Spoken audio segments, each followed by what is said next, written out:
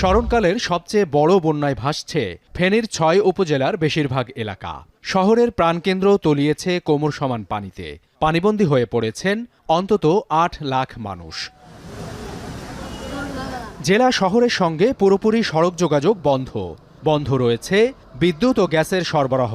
টানা বর্ষণ ও উজান থেকে নেমে আসা পাহাড়ি ঢল এখন অব্যাহত আছে।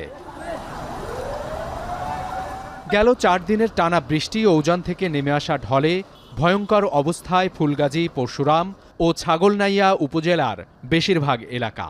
কোনো কোনো স্থানে বন্যার পানি ছুঁয়েছে দোতলার ছাদ পর্যন্ত। একদম মাথা আমার পানি সব ডুবে গেছে। এখন ভাই আমরা আশ্রয় নিতেছি, আর কি করবো, কিছু করার নাই। গরু ছাগল ছিল আর মুশকিল শেষে ৮ লাখ ২০ গ্যাস গেছে মরি। সেনাবাহিনী ও বিজিবি সদস্যরা নৌকা করে